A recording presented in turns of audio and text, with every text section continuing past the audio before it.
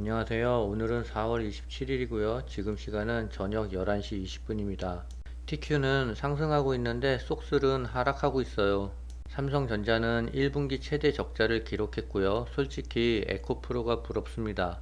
비아디는 토요타를 제치고 최대 판매 기록을 했어요. 구독, 좋아요 부탁드립니다. 차이나 전기차는 오늘 소폭 올라서 아직까지 마이너스 33%고요. SOXL은 4%에서 5% 가까이 하락하고 있어요. 그래서 27주 정도를 추가 매수했고요. 한 달 전만 해도 50% 수익 구간이었는데 지금은 4% 수익 구간이네요. TQ는 3.5% 가까이 상승 중에 있는데 쏙슬만 마이너스 5%에서 4% 정도 하락하고 있어요. 그래서 27주 정도 추가 매수를 했어요. 삼성전자가 0.78% 상승을 했는데요. 1분기 적자로 인해 조금 더 조정이 있을 수 있고요. 네이버는 어느 정도 하락 구간이 나온 것 같습니다. 삼성전자가 글로벌 메모리 악화로 반도체 부분에서만 4조 5천억 원이 넘는 적자를 냈대요. 삼성전자가 반도체 부분에서 분기 적자를 기록한 것은 글로벌 금융위기를 겪은 2009년 1분기 이후 14년 만에 처음이래요.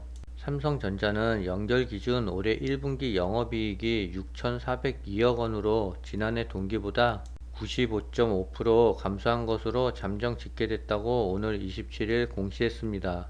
에코프로가 또다시 18.36%나 급등을 했어요.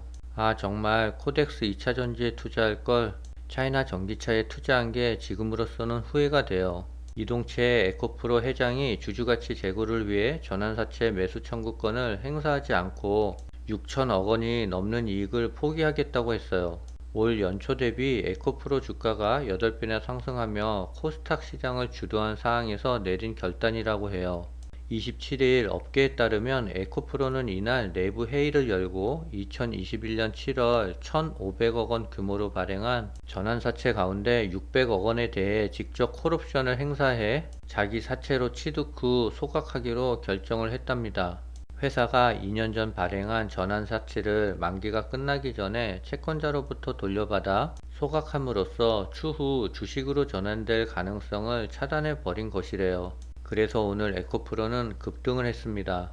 오늘 9시 반에 미국의 1분기 GDP 발표가 있었는데요.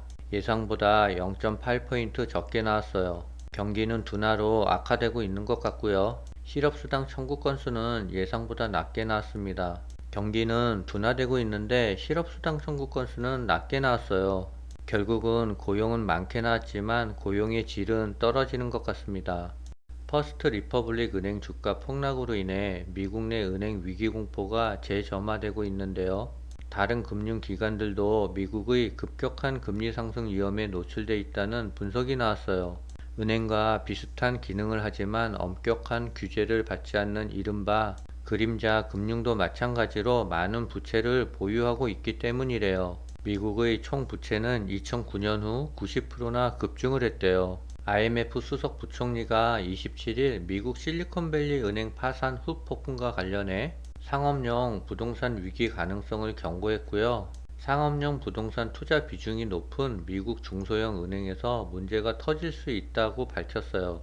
미국 경제연구소 의장을 맡은 립스키 전 부총재는 글로벌 경제의 불확실성이 고조되고 있다며 세계 2차 대전 이후 75년 넘게 운영해온 글로벌 금융 시스템이 계속 유효할지 근본적인 의문이 나타나고 있다라고 지적하고 있어요. 그러면서 부동산의 가치가 하락하면 상업용 부동산에 많이 투자한 개별 은행에 어려움이 발생할 수 있다라고 말했고요. 다만 경제 취약성이 확산하지는 않을 것이라며 실리콘밸리 은행이 특별한 경우이길 바란다고 말했습니다. 미국은 금융위기가 점점 고조되고 있는 것 같아요. 이번에 연준이 금리 인상을 한 차례 더 한다면 미국 은행들은 큰 타격을 받을 거예요. 차이나 전기차가 1.13% 올랐습니다.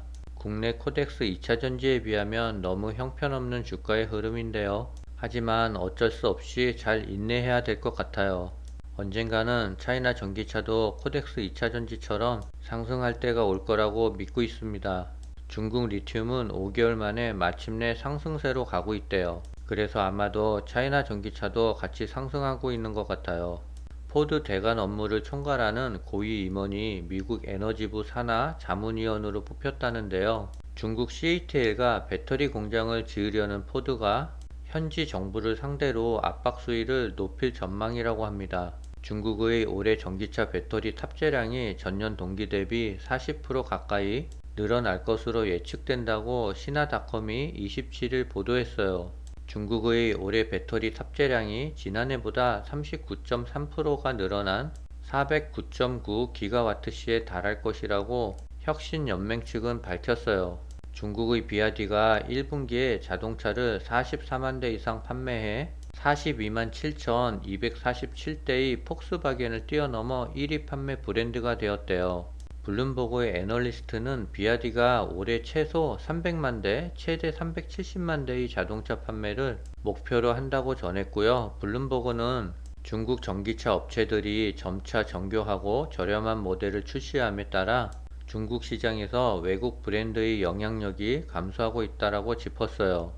폭스바겐 최고 경영자는 지난주 개최된 상하이 모터쇼에 참석해 비아디는 매우 강하다고 강조해 눈길을 끌었답니다. 중국의 2차 전지와 전기차에 대한 좋은 소식들이 계속 쏟아지고 있는데요. 그럼에도 불구하고 차이나 전기차 주가는 영 지지부진하고 있어요. 모두 인내심을 갖고 잘 버텨봐야 될 것 같습니다.